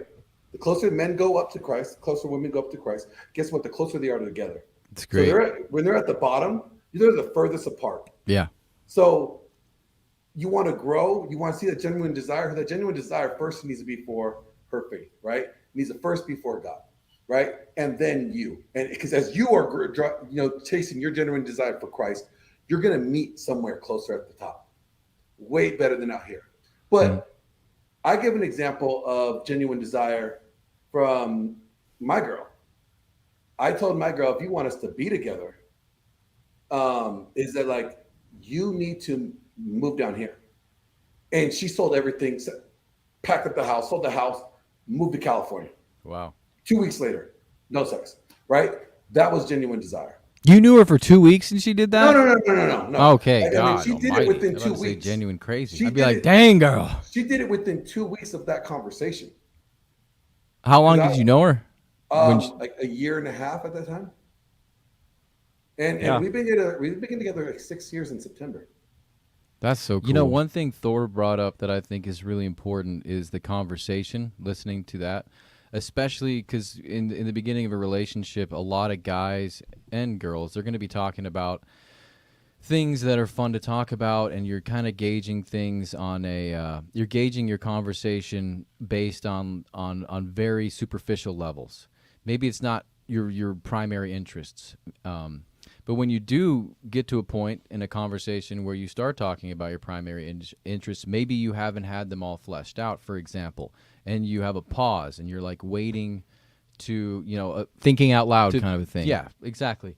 And she does not respect that, or you can see like she's not even trying to go on that road, that journey with you. Mm-hmm. I think that's a really big red flag, because down the line she's going to be tuning out. Yep.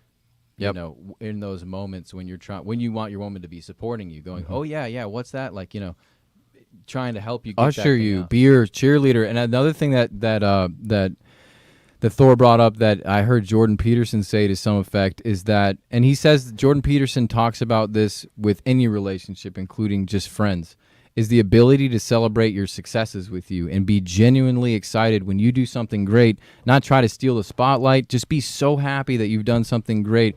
Like Joe and I are twins. We learned early on that when he did something great, I was able to celebrate with him. It was a very healthy idea of competition. And we were celebrating each other's differences and trying to inspire each other based on our differences so that those celebrations became more frequent. So it was a compounding effect that grew.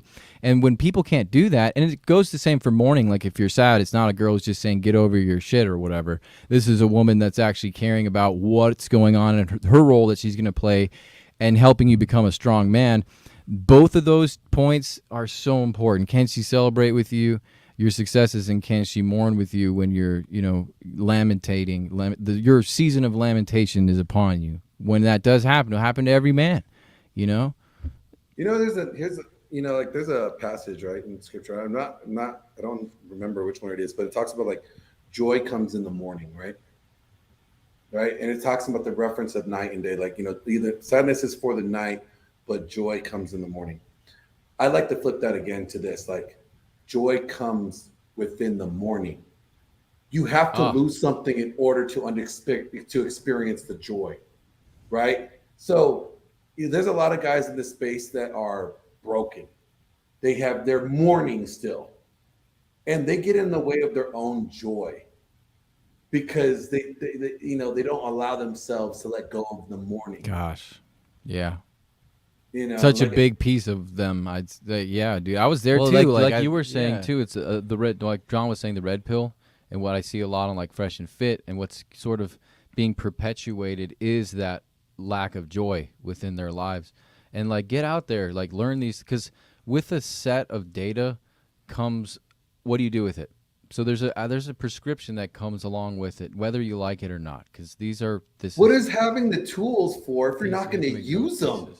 Exactly. So like these guys, they sit around watching Fresh and Fit, and they're like, they would rather have the entertainment than the application.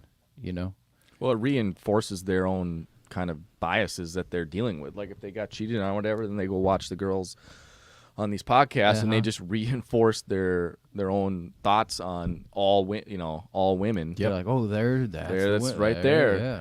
And it's not their fault. It's the It's the content provider's fault, right? Well, because here's the problem with there's a that, pandering going on there. And I think Thor will agree with me. Like, it's always the watered down version of the red pill that says all women. Yeah. Oh yeah, absolutely. Okay, because Rolo will say all women could behave this way if they choose to. All women can be hypergamous if they choose to, right? But that also takes a responsibility on the guy too, right? I could be, if I'm at the top of my game, if I'm always on my business, if I'm always on my purpose, right? And I'm constantly leveling up, I'm the best option she sees. So is she going to act hypergamous? Probably not. The odds are less likely, right? So there's a responsibility on the guy here. That's not just like, oh, all women are hypergamous, so they're all going to be this way. Yeah. Rolo doesn't say that ever. Rolo never says all women are going to cheat. Not a straitjacket. Yeah. Exactly. And I love the way Thor talks about it when he talks about dominant masculine presence. Thor, break this down. Well, I'll step back and I'll actually push back on the whole Fresh and Fit and the content creators. Thank God we have them. It's just revealing, because in reality, they are not dangerous at all. They're revealing the danger that we lived under for some 70 years or even beyond, and the fact that we weren't aware of, normal female and male intersexual behavior. It's always existed. You guys, as biblical scholars, know that it's always been there. It's really not different. It's just that it gets exposed, which actually helps us all. Mm-hmm. And for those of you that might be like me out there, that is a non-Christian, but also lives a very good life and lives what you guys might call somewhat of a moral life as well. And I love all women. I think it's better that some guys that get in there and end up, not liking the women. That's fine. Part of the red pill is you go through a grieving process, realizing that your fantasies that you were fed, the blue pill fantasy, the pedestalization, the one-itis that's been promoted in every facet of our society for so long is a lie. It doesn't actually work in real life, and it hasn't for anybody pretty much ever, but it is comforting. And we will tell comforting lies all day long. And so there's a grieving process and a loss to think that, man, I did everything right, but I still don't have it. And so that's always going to play to somebody, hey, I'm not alone. I'm not alone. Look at those 304s. That's exactly what it is. When they get past that and they come to the realization that it's pretty much them, then they can actually have some acceptance. And then you get to the part where you realize that pretty much the hypergamous thing is real. And I think God is probably the best quality that I have in women in my life, because if I'm not fulfilling my burden of performance always, then there you go. They're gone, or they will start to look in that direction naturally as God has designed them. And so that makes me be the best that I can be every moment of every day. And even though it's not easy, thank God that it's like that. It makes my life so exciting and so fulfilling to live that way. and know that I have that incentive every day to be my absolute best. And it actually man. makes her Can't coast. fulfilled as well. Yeah. I want to say, can we give a shout out to George Bruno Vital. in the building, please? Can we give a shout out to George Bruno? George, Click on George. I want to work with you. Hit me up, bro. Slide into Shout out my to the DM. seniors. Shout out to the Seriously. seniors. Hey, like I'm telling you, George Bruno is going to come out with a show called Barbershop Talk. I will fly out to Philly and produce it myself. Barbershop Talk. Let's I do got to this, meet George. George in Miami. Thank you, George. Click on the next. And smoking Patriot one up on the right woman will be the nitro to your Shelby Cobra.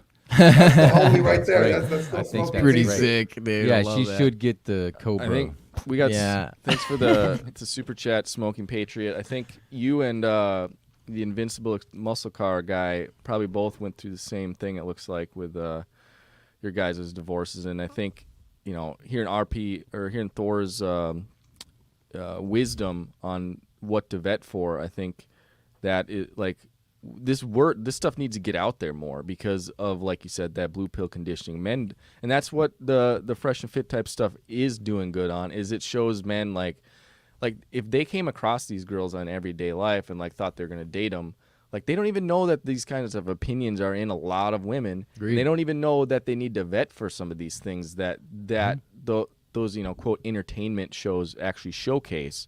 Now, what the problem is, I think these men, they enter that red pill rage stage and they don't leave it. Yeah, yeah. You got to this move is on where from it's it. the responsibility of the consumer, right? Yeah, it's ultimately on the Like if you consumer. only eat chicken, right? You're not going to get all the proteins that you can if you get from plant-based proteins or you get from steak, right? You're destroying your diet if you're only eating McDonald's. If you're only eating McDonald's, like the lessons you learn from McDonald's, or like the Fresh and Fit, right? Where it teaches you just the women bad behavior, where it highlights just women bad behavior. If you're only consuming that kind of, data and that type of information, then you have a bad diet. You have a bad diet and you're doing yourself a disservice because there's a lot more people than Beyond Fresh and Fit. There's, RP Thor, there's Rolo, there's, Mike Foster, there's, all these kind of people that offer a different variety of nutrition for you. Yeah. You just got to decide what you want on your diet. I will tell think you that's that right. McDonald's and chicken nuggets is always going to taste better than that grilled chicken. No one wants to eat the asparagus. No one wants to go to the gym. It gives me the I stinky love feet. it too, bro. I eat sardines and tuna, and I enjoy a clean diet. But when I tell most people about what I do, how my lifestyle lives, they look at me with disgust. They're like, don't you enjoy life? And they look at me cross-eyed. I'm like, I love my life. I love my sardines with the bones and the skin and the guts. I love every bit of it. Okay. And I enjoy, but see, like a lot of people, like you were saying, this sort of delusion, this lack of education is like, yeah, they're not even willing to put themselves through that mourning that you had just said, or that sacrifice to say, will I like this if I do this for a little while longer? It's not even there. So they get stuck in the whole Fresh and Fit cycle instead of going like, oh, I'm actually looking for a high value chick, so maybe I should start looking into what they act like and where they might be and where I might Exactly. find And that's why like everybody tries to give like Fresh and Fit shade. And I'm like, look, I get it. But you know what? They're necessary. And I think they are. I agree. We're more of a benefit than I don't think detrimental necessary. to Those society. guys are trailblazers. Myra and I started together doing lectures together.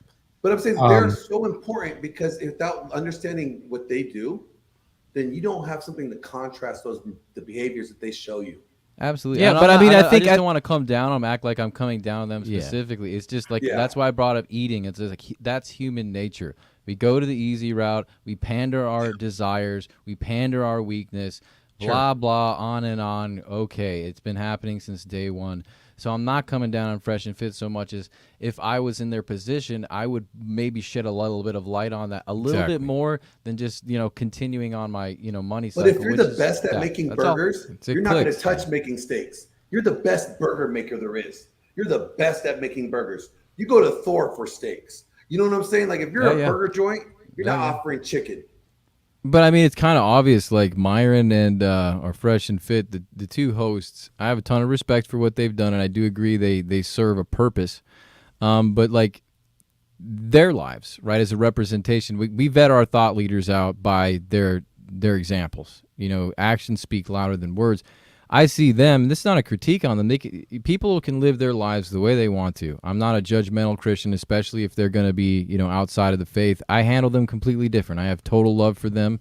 But if you're inside the faith, it's a different story. And so they're outside, so I'll handle them appropriately. I'm not going to judge them and say, well, you need this super high calling. You guys have all these guys depending on you for knowledge and blah, blah, blah, blah, blah, blah. I'm not going to do that to them. But what I will do is it's incumbent upon them, if they're going to take books like The Rational Male and measure them against those guidelines, ask them what they're doing with that information in their personal lives, and also say to yourself, be honest. Let's be honest with what we see when we see the red pill, the biggest of the red pill platforms, okay?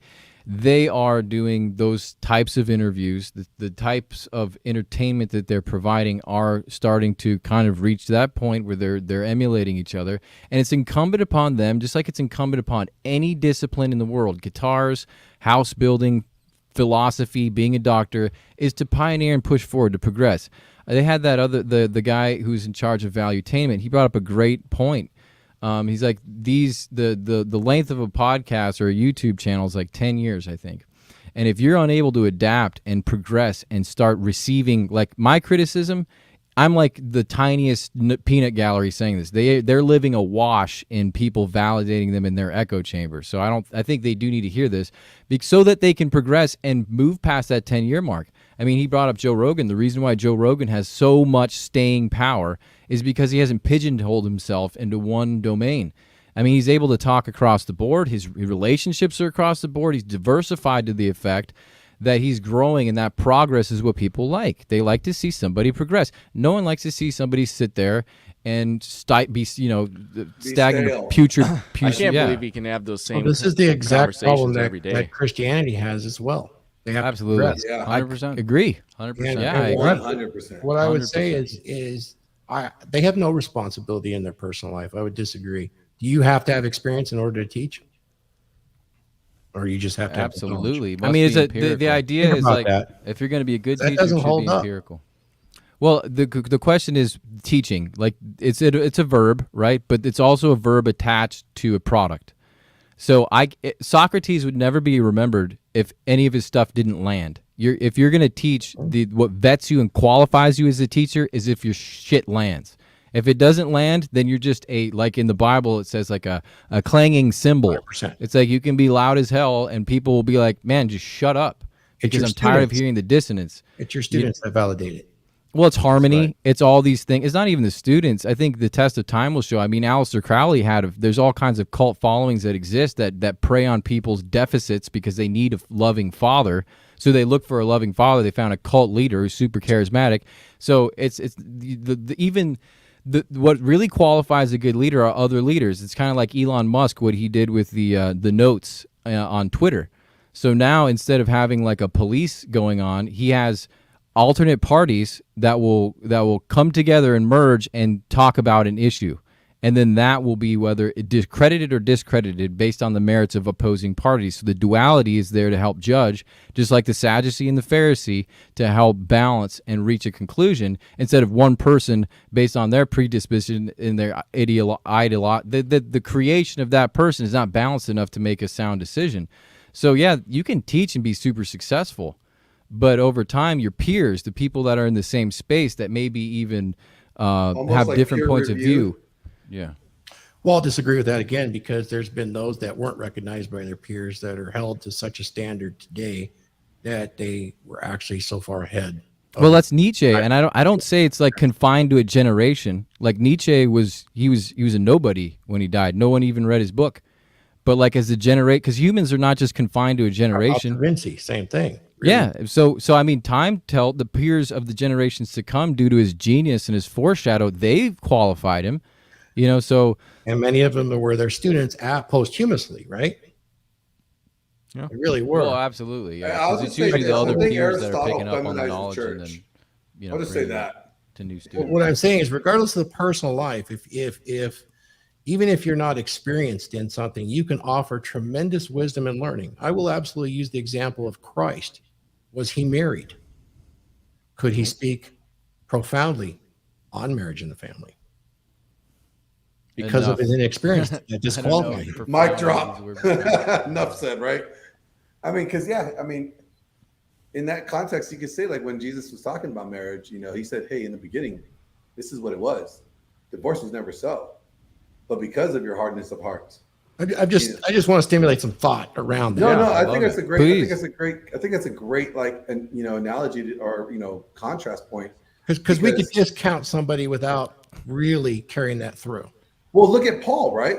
Paul was never married, but he wrote Ephesians, and how beautiful. Well, actually, they don't know Paul. They actually think Paul was married. Yeah, they say that, and there's not enough conclusive evidence to support But you it. could make that argument about You can- Jesus as well, being a Jewish man of 30 and the Yeah. requirements to be held as an adult in that society. And I think with Jesus, like coming from a place of faith, we have we appreciate him as a man, but also God incarnate. So there's the incarnation of God, and that's why he's able to teach with such transient staying power of Jesus' parables, for example. It doesn't matter what generation you come from, it still translates. The symbolism in his language, the method that he taught was such a high level for us as Christians. Jordan Peterson brings up a really cool, he talks about like the gods all fighting, right? And so they fight via the commitment of the people who put their faith in said God. And those gods will either prosper as the generations continue via the vehicle of the people having a serious faith, or they will go by the wayside and be forgotten. So, and then what ramifies that, again, what qualifies that are the morals, the ethics, Jesus was a man. He may or may not have been married. There's plenty of people who can talk on marriage who have not been married, and there's plenty of people who've been married that will talk on marriage and tell you complete horse shit. So it's a tough situation to understand, and I get that. I mean, that's why you have to see, you have to pick leaders that will let you down constantly. That's why Fresh and Fit, I don't judge them that hard. They're doing great. It's just critique to try and see the space move forward. That's all. At the heart of things, they want men to propel themselves beyond the anger phase. And I think you will actually see that. I'll challenge you guys this. Being in the space for a very, very long time, over 10 years, is that guys will come, get angry, and you'll see that for a long time. But people get tired of being angry. They get tired of the emotional drain of it. And you're even seeing that with some of the women that are around Fresh and Fit that started out as very angry about the knowledge and are actually supporters at this point and actually understand more than they ever did before, and their lives are better for it. Setting whatever aside morality that you might think, the guys will get sick, but they get a never-ending stream of angry guys because they want to see their frustrations played out on screen. And that's a lot of what Myron's capable of, is through his force of personality and ability to communicate. He doesn't put up with the myths and the bullshit that's been fed to women for 70 years that actually is pretty detrimental to them.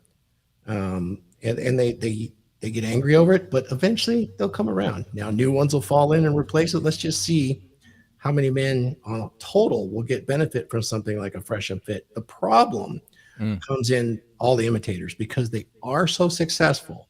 Mm-hmm. The watered down version. You're gonna see like tribute bands. It's like the tribute band. It's not the real thing, but it's pretty close. It's entertaining for the moment, but those will fade with time. If it's just the same thing over and over again. Mm-hmm. Well, they're a tribute to Rollo Tomassi. Yeah, they are They're the married. tribute band to Rollo Tomassi, and like if True. if their viewers really cared about what Fresh and Fit were doing, they'd read the books. And That's say, true. This is where And it starts. that's where it comes back. Because To I respect them, but literally they took the literature and made a show about it. But the Rollo is the godfather, and 100%. I really wish Rollo would act more like a godfather when he gets into like Fresh and Fit surroundings, because I can see him get frustrated with this garbage. And he gets down. I think he does that on his own podcast when he vents about it. I see him do that too, but I think about him. I want to think about him. I really want to think about him like the Godfather, like Gandalf coming in on his white horse, being like, "Guys, shut the friggin' front door! Like this is what we're doing. This is what it's about," and give the direction to these youngsters because it's what's in dire need. But I want to hit this part up real quick. I agree. Imitation is a part of Extreme Muscle Car. Paul was a widower. So they think that he was on his way to becoming, what is it, a Sanhedrin, whatever? Sanhedrin. Yeah. They said he was on his path in Galatians, right? He says, I was on my path, to do this. But they believe, however, Paul may not have fulfilled it all the way and before he converted to Christ. So he could have been married or he could have not been married. But in Corinthians, he does clearly talk about, at least in Corinthians, he was single. When he says in 1 Corinthians 1 or 1 Corinthians 7, 8-9, where he writes, to the unmarried and the widows, I say it's good for them to remain single as I am. But if they cannot exercise self-control, they should marry, for it's better to marry than to burn with passion. So I think at one point, he either could have been married as he was on his path to the Saradine, whatever. Sanhedrin. Yeah, that thing. Or he could have not gotten married before he met Christ. So I definitely think that there was this point, either he was married or he wasn't married. But I think we at least know that at least in Corinthians, he was single. Yeah. And we don't know if there was anything after that. We don't know, I guess we have to go back to the date what book was written when. But at least from Corinthians on, we know he was single. Well, we do know, like Paul from Tarsus, he's a Pharisee because of his lineage. So his family, you'll learn he's a tent maker. So by being a tent maker, Tarsus was actually renowned for a special kind of fabric that they made with the hair of goats, black goats specifically. And he was brought up in this family. They're already wealthy. They already had plenty of things going on in the way of influence in the community. Jewish tradition says that Paul would be getting married at around, most likely around 20s, early 20s to possibly as late as 30s. And so he didn't have his conversion, because the reason why he was there seeing Stephen get stoned was because he was getting educated by one of the most badass teachers of Jewish law possible, which told you his aptitude was through the roof.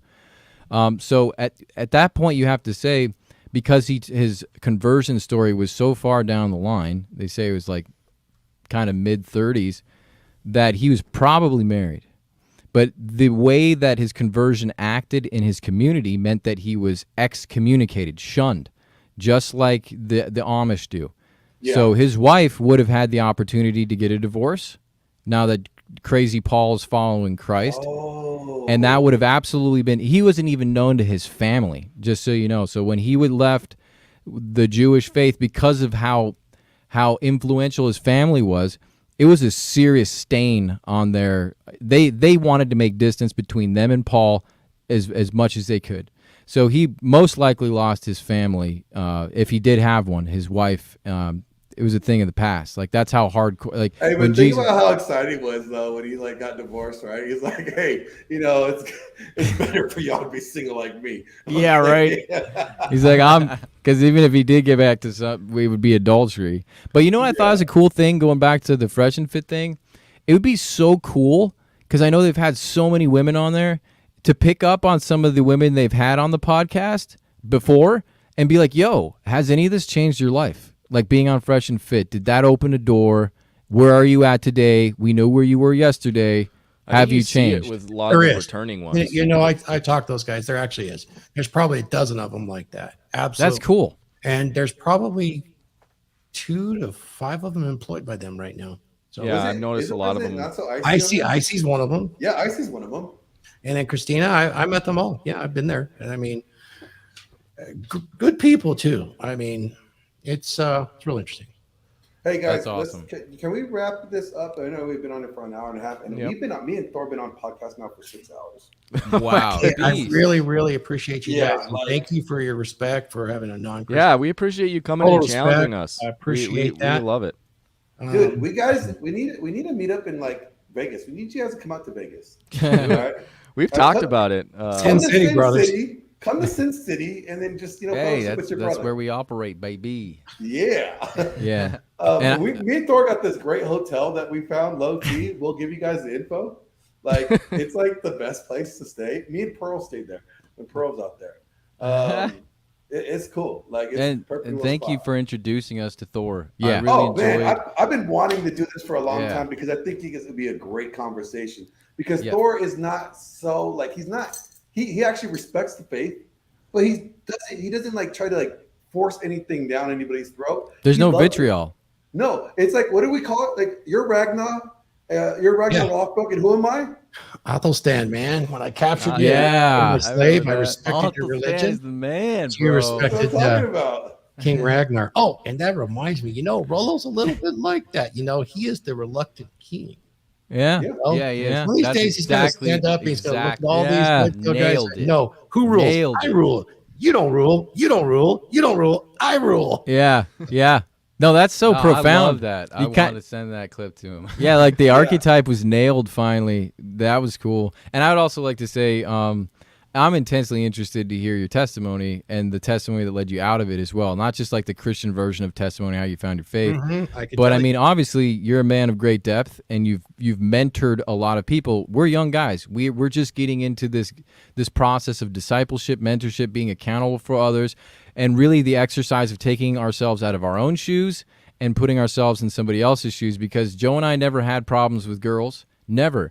And now to put yourself Not at with the that long hair. the exercise of putting myself in somebody else's shoes is something that develops a pathos and an understanding. And for us, that's that exercising love and really being able to understand that. And it feels, and I understand if Glenn has a lot of respect for you, there's a lot we have to probably learn from that process that you've been doing for so long and understanding. and Well, love I the will have to challenging. tell you, I know we joke around and say that I'm pagan, and that's fun because my actual name is Thor, and that is my heritage. But no, that's not exactly true. I was raised as a Christian, and from ages of 18 to 22, I spent 3 to 4 nights a week doing seminary Bible study and ancient script instruction with the intent to move forward. And I did that through the Way Ministries back in the 80s. And that actually led me out of organized religion and to not be a Christian anymore, because actually the more I found out, the less and less and less I had in common with modern structured Christianity on almost all levels, based upon basically what human nature has done to that religion from the beginning. But I am actually more Glad you said that. spiritual and more fulfilled now than ever before. So I would say You I know what, probably he align throws- agnostically. He throws me some Christian stuff though from some time to time. Like the other day, he's like, "Yo, you need to watch this video. This is really cool." And it has like some real great Bible basic stuff. I share with him like I'm reading this book right now, and I encourage everybody to check this out. That's a guy. It's called "Losing the Good Portion: Why Men Are Alienated from the Church." It is such a Chapter 3 will blow your mind away. That's why I blame Aristotle for everybody being feminist. Yeah, I think what you're I saying. love Christians, and I absolutely love my Islam brothers too, and my Hindu brothers. And it's spirituality is a very important part of who we are, and it's amazing because as the more we learn about science and about how the universe actually works, we get more and more into this thing where even inside our brains there's things that are operating that we don't understand, which is an amazing thing. And that just ties us closer and closer together.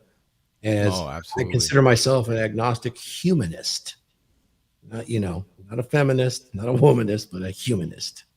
That's beautiful. Yeah, I like the deists. His creation is just a portal into his character.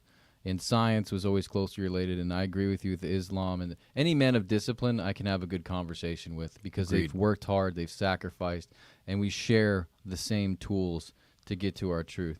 We might disagree on what that ultimate truth is, but at the end of the day, so long as that conversation and that pathos is shared, is what's most important. And I really loved having you and getting to meet you today. And thanks for all the comments, you guys. I mean, this is the most lively comment interaction we've ever had. Thanks, you guys, for throwing the cash our way, too. That's a first, Definitely. and that's Hey, great. guys, Yeah. hit the Yeah. like button, hit the Oh. notification bell. Shit. Come Yeah, on, hit now. all those things.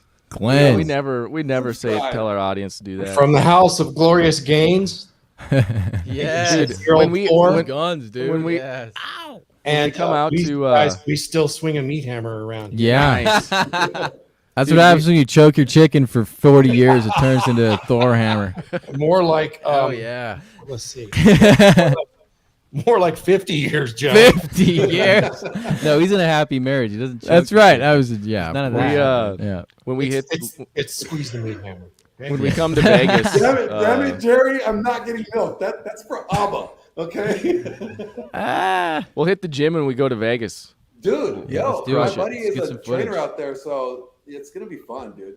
We should all go to the gym. Let's get Rolo out there. Yeah. He is out there all the He's time. getting some He's good talking about I guns, mean, at the dude. gym. At Yeah. the gym. Yeah, we're We'll gonna go get him in the crush gym. it. Like me and Yeah. Thor went to the gym out there. Like when you guys come out there, just let me know.